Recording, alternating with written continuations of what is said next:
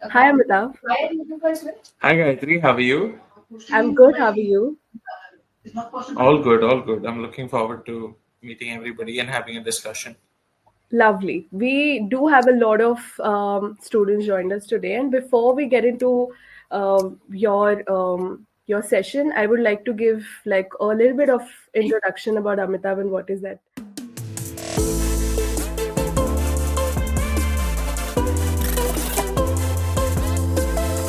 Why I feel like he's the right person to sort of talk about today's topic, which is brand positioning.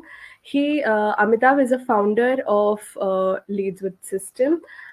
He's been a marketing specialist for last couple of years, who has an and he also has an extensive experience in sort of building the brands. He has done it himself with a lot of brands. He's worked with amazing agencies like Ogilvy, McKinsey.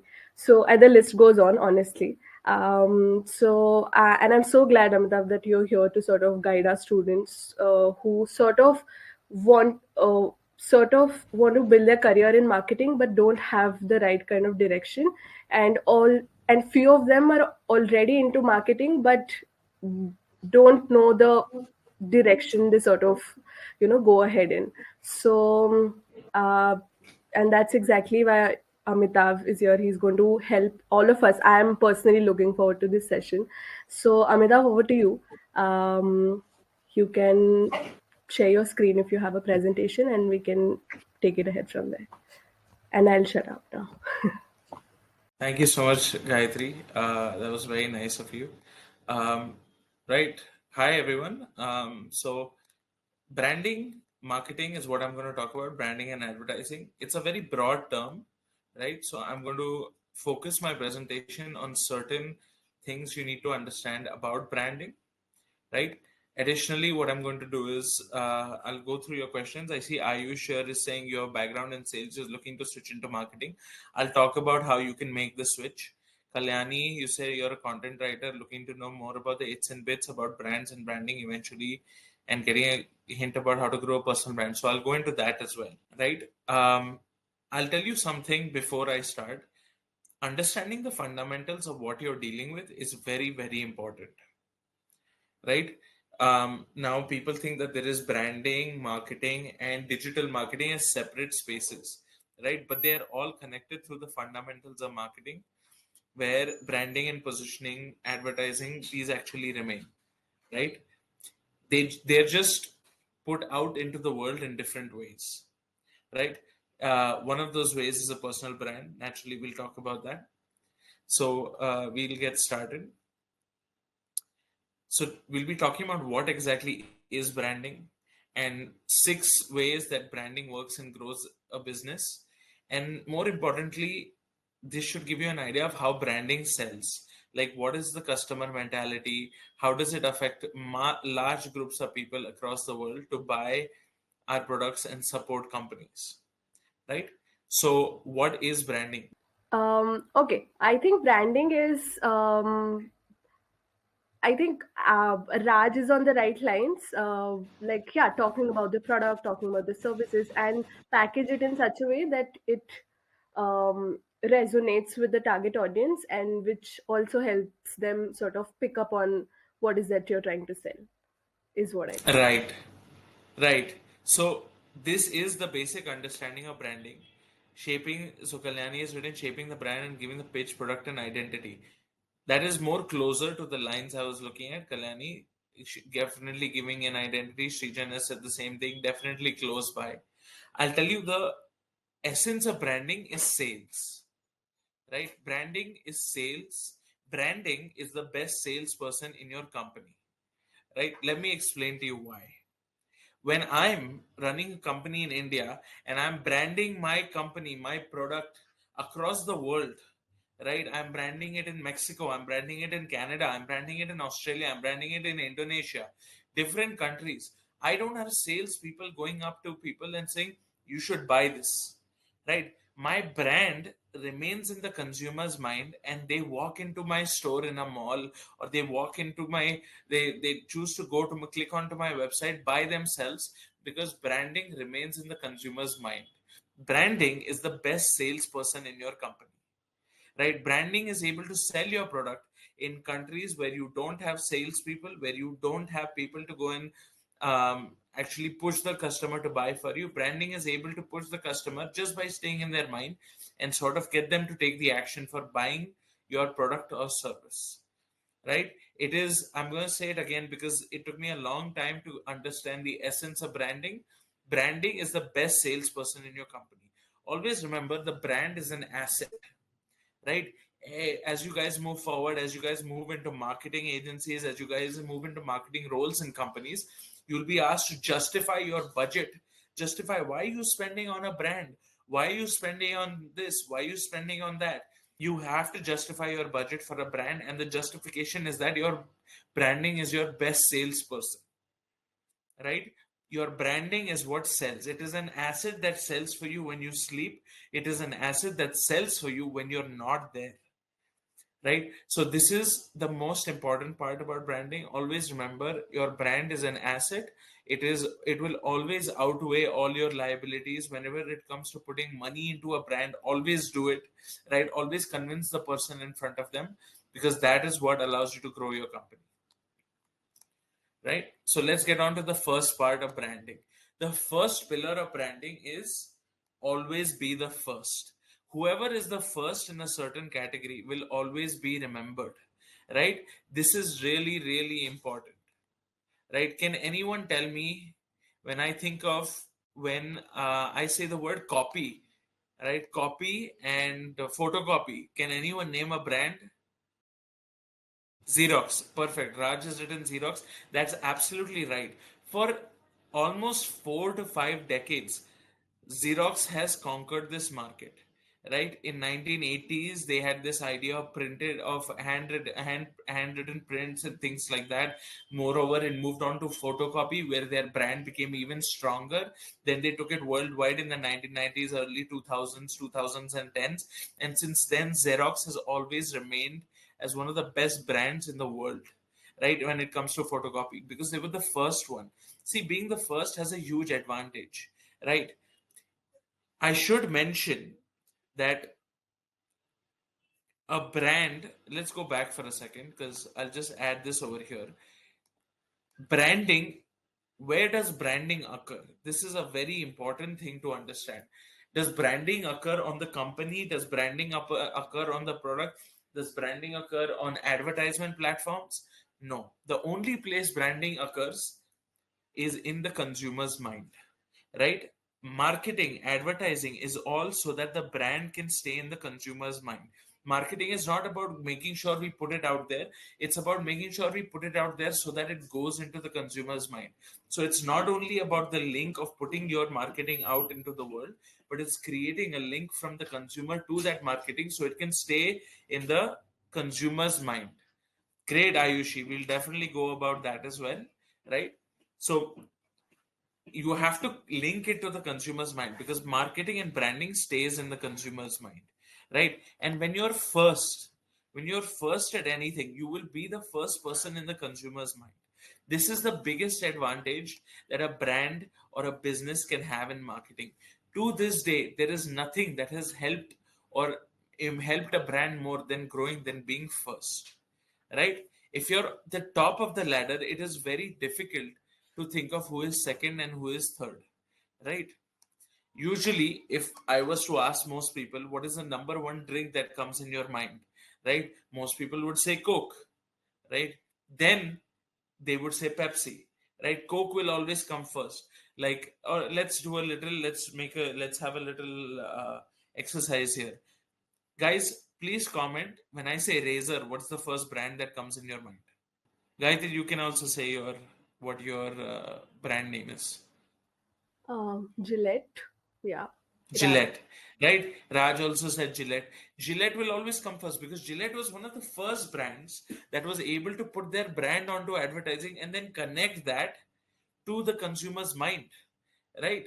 So they were able to build this connection, and now everybody thinks of Gillette because Gillette has positioned the brand in the consumer's mind, and they were the first one to do that. Next one is, let's say that you can't be the first.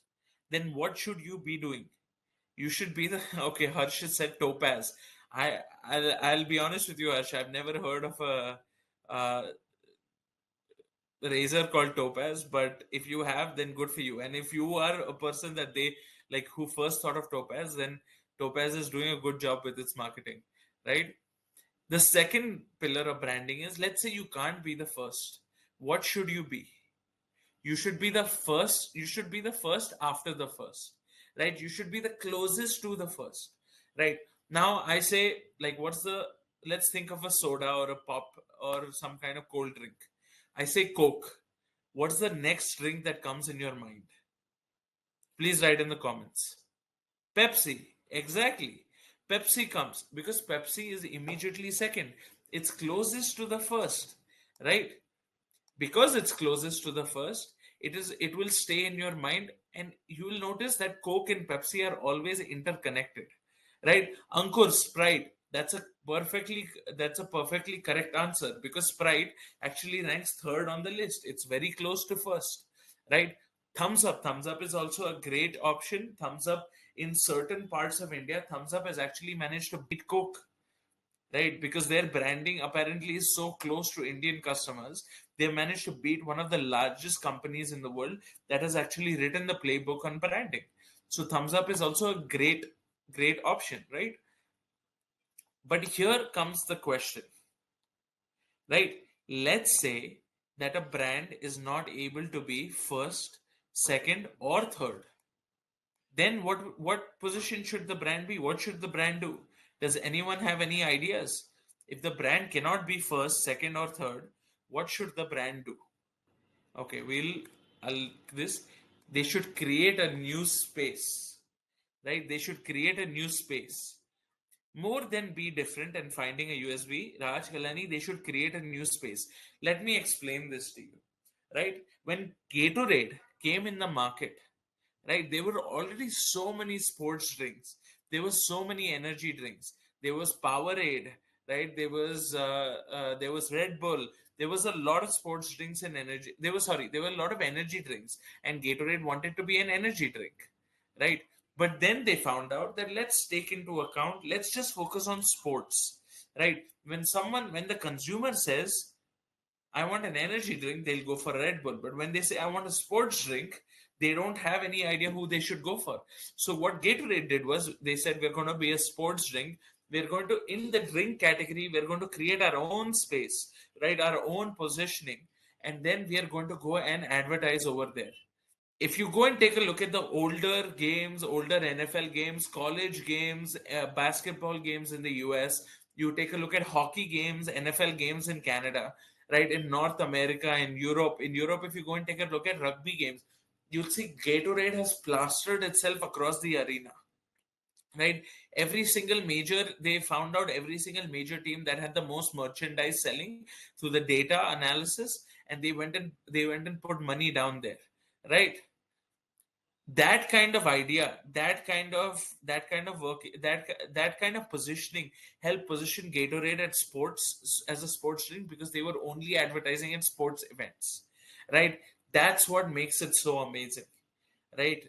It is probably one of the best forms of positioning I have ever seen, right, in Gatorade. Now let's combine be close to the first pillar and create a new space pillar. Right now, I'm going to take you back to the 1990s, right, where car rentals were a big thing. Not everybody can afford a car. And at that point of time, it used to be cheaper to rent a car when you were traveling or when you were going somewhere than to actually buy a car, right? Especially in North America, in Europe, in all these places where branding was big during this time, right? You'd see that in New York as well. Now, the most important thing over here is that there was one company that was owning this category, right? They was owning this category. I believe their name was Hertz. Hertz Rental Cars was probably the biggest rental car retailer in the entire world at this point of time. And Hertz, which was number two in the category, used to have months where they were going into loss in 1990s, right? Which was very bad. and they tried all kinds of categories, they tried everything. Then they decided, why don't we create a new space? But instead of creating a new space, why don't we use what is in the consumer's mind and connect it to the what is already present in the consumer's mind? Right? Why don't they connect their brand to what is already present in the consumer's mind?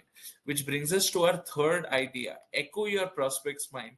What Hertz did was they went around North America and they sent out people and they said, what is the number one? Sorry, I got confused. What is the second? The second brand in that category was Avis, and they wanted to beat Hertz. So they sent people all across North America, and they started asking people, when you think of rental cars, what is the first brand that you think of?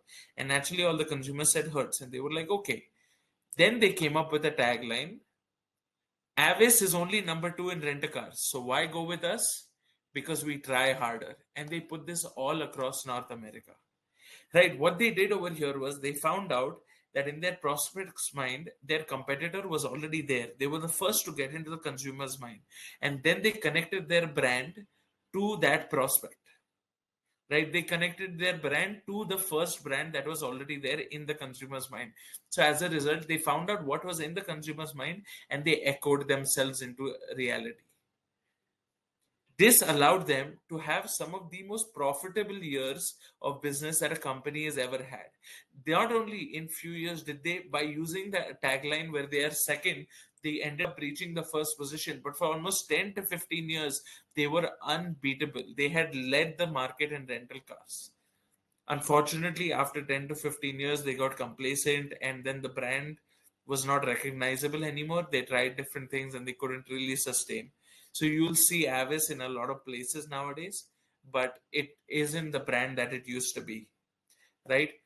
So a small lesson here: branding has to be very consistent, right? And not just consistent, it has to be very, the frequency has to be consistent.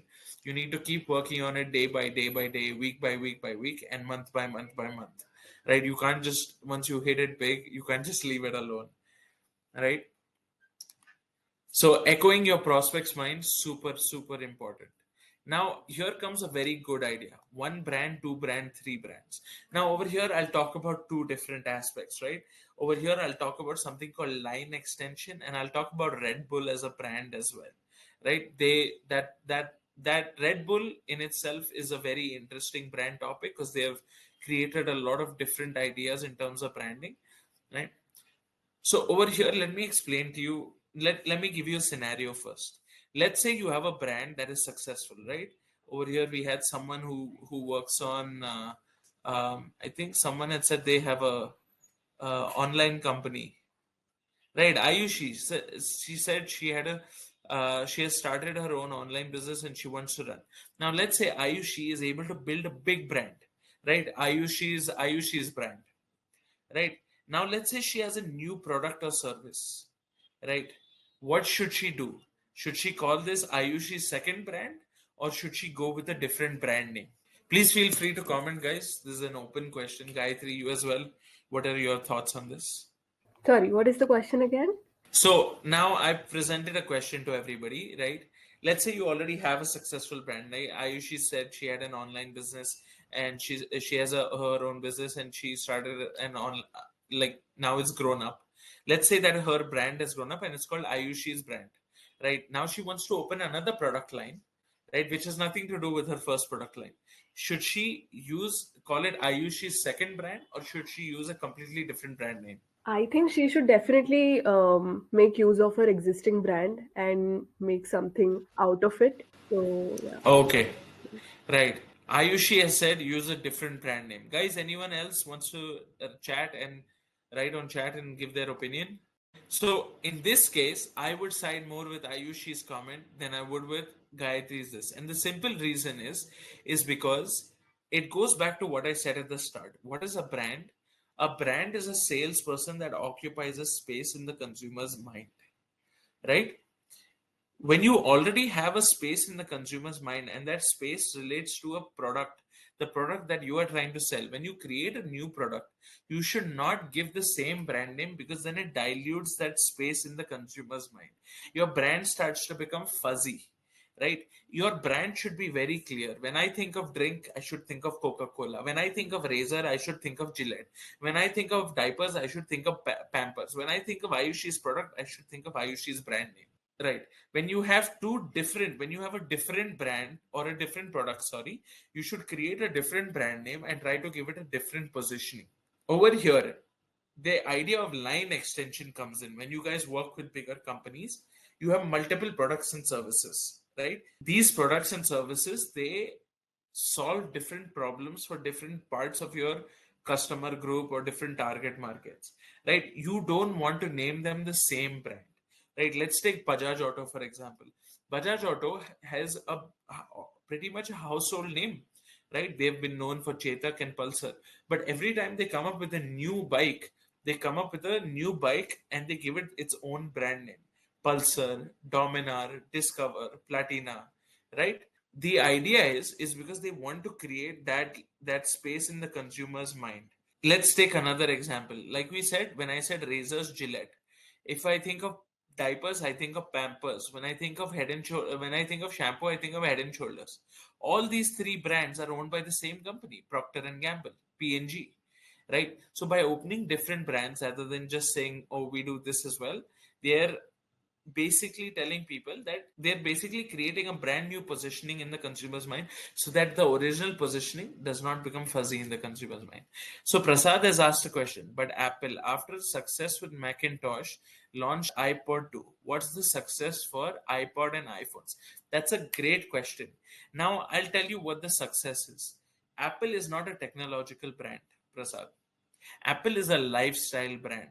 And the whole point of Apple was their product was the iPhone. iPhone is not a brand, iPhone is the product. The brand itself is Apple.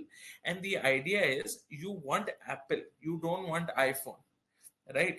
The whole idea was we want to create one brand that is synonymous with a lifestyle of business, of working, of looking cool, sleek designs, very it's a very visual brand, right? That was the idea of this. And then under that they created iPhone, which is a cool product, Macintosh, which was a cool product, iPod, as Zed said, premium, absolutely, iPod, which was a different product, right?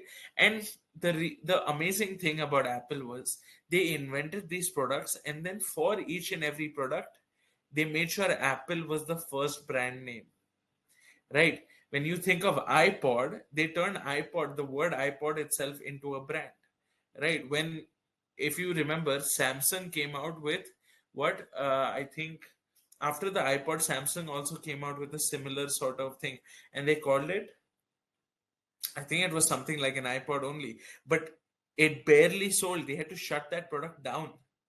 Samsung had to shut it down. Microsoft came out with a product similar. They had to shut it down because the name of the product itself became a brand, right? So that's the idea. They were first everywhere. They created new products. They created a lifestyle brand in tech, and that was the first time this has ever been done. So it goes back to be first. In fact, if you be first, you can ignore pretty much all the other pillars that I'm talking about, and you'll still do a great job. So Walkman came before the iPod, right? Walkman came before the iPod, and it pretty much died out because iPod was a technological innovation on the Walkman, right? And it's amazing that you guys know Walkman, because I speak to some of the younger kids who I work with, and they don't know what a Walkman is. So it's great that you know that, right? The second thing I wanted to talk about was Red Bull. Now, Red Bull is a great brand, and I haven't included it in the slides here, but I do want to discuss upon this, right? Now, Red Bull is a drinks company, correct? Now, who over here watches Formula One, right? You must have noticed that Red Bull is pretty aware in Formula One. Red Bull team, Max Verstappen, they had Checo Perez until now, but Checo has left, right? So the idea is everybody everybody knows Red Bull is actually an energy drink, but when you think of the brand of Red Bull, you very rarely associate it with the energy drink. You associate it with daredevils, stunts, Formula One, that dude who jumped out of the atmosphere, jumped out of space and landed on Earth. Crazy, crazy, extremely visual stunts. where people are just defying gravity and defying what we think is of people. Like, you think of people as, that adrenaline. Yeah, Zaid is absolutely right.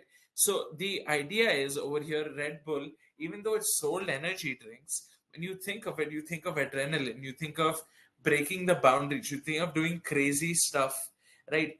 And what comes over there is the feeling, the emotion, the high heart rate, the blood pounding in your veins, the fight or flight, you sweating, the smile, the heavy breathing, you wanting to go for it, right? Almost a manic sort of thing. And that's the same sort of feeling that you feel when you drink Red Bull's energy drinks, right? You feel pumped up, you feel ready to go for the day and things. So over here, Red Bull, what it did was, it connected that this is what we're like, this is the kind of feeling we're trying to sell from our product. And naturally, in the world, where does this feeling occur, right? And they took this positioning and then they connected the product to that, right? It is like a reverse of what most people have been doing in the branding world, right? And they they made it successful. They did a great job, right? And that's kind of what it is. Branding can also work in many different ways. There's another great brand called Death by Water, right? It's like this heavy metal water brand. It's very, very crazy. It's heavy metal water where it's just water, but it costs like way more, and people are buying it because it just looks crazy. It has skulls on it. It makes you feel a different way when you're holding the thing, right? It makes you feel different. It makes you feel unique. Water is a very bland product, right? How do you advertise, how do you differentiate yourself in the water game, right? Bisleri did, a lot of different did, Himalaya, natural water, all of these things. Dead by Water was, no, I want to look cool while drinking water, right? And they created their own positioning, and that's how they pushed it through, right? So branding can go a lot of different ways, and it is extremely creative because you can create your own little space within the branding world and push yourself in there, and the consumer starts to identify you that way, and eventually before you know it, you're selling your product in different countries without any salespeople. Let's take Budweiser for example, right? Budweiser has an old brand of hard, heavy beer. It's extremely bitter, right? It's like higher percentage of alcohol, and it is so they have been selling that, and it has been their highest selling product. Almost they have almost 27% of their sales come from this particular heavy lager sort of beer, right? Now they've seen in the past few years that consumer preferences are changing, right? Consumer preferences are changing, and they are seeing that it's dropping year by year. So it's dropping from 27% to 26% to 25% to even 22%, right? Sales. Now, Budweiser's team has hired you as a marketing consultant, and they're asking you what do you should do, right? So now I'm going to give you some options. Option A is, you move Budweiser, you start to see what consumer preferences are, and you find out that it is a light beer, a better tasting beer, and you move Budweiser, you shut this down, and you move Budweiser's entire brand to the tastier beer. Option B is, you keep the brand as it is, and you create a new brand, right, called Budweiser Light Beer. Or option C is, you keep Budweiser's lager as it is, and you open a new brand with a new name as Light Beer, right?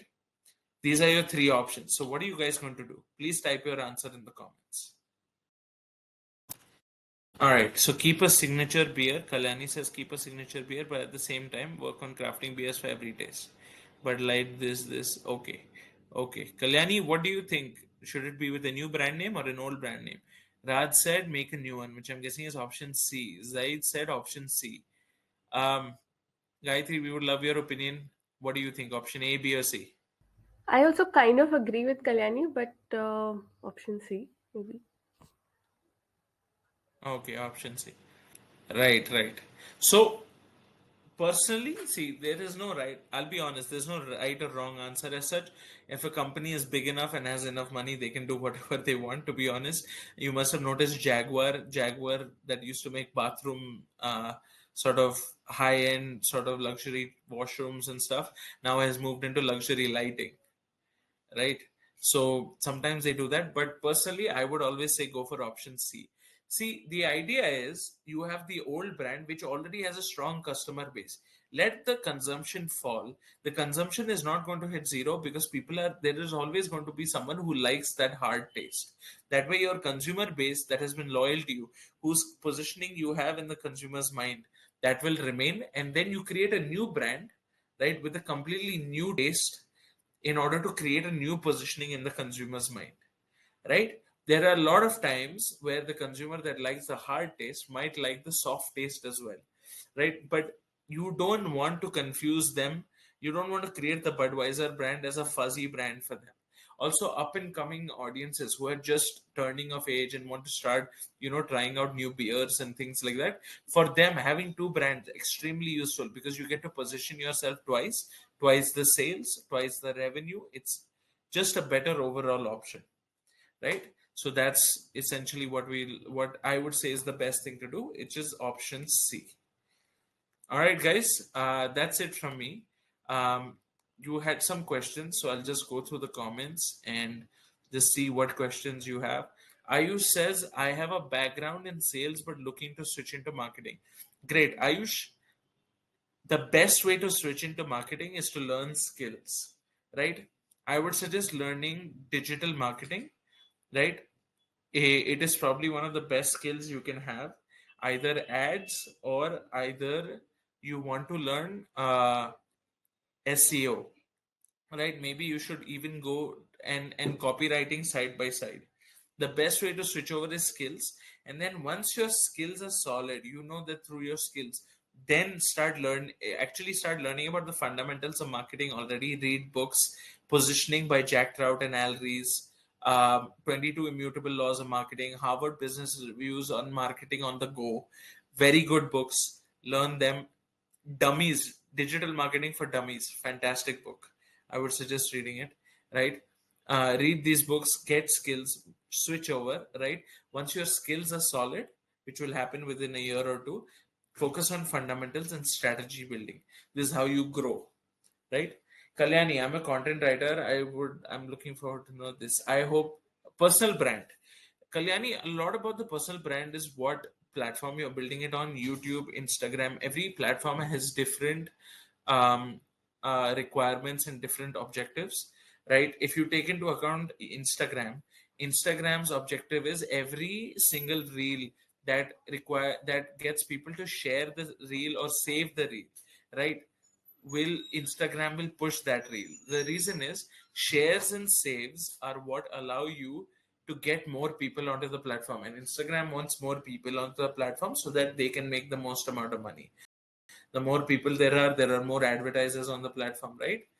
So when I share something with my friend, he is also coming on Instagram. When I save something, I'm coming back to Instagram to see, right? So growing a personal brand is all about knowing the algorithm and knowing the platform, the platform you're working on and the algorithm of the platform. What do they want, right? You want to work hand in hand with the algorithm so that it can boost your presence and help you.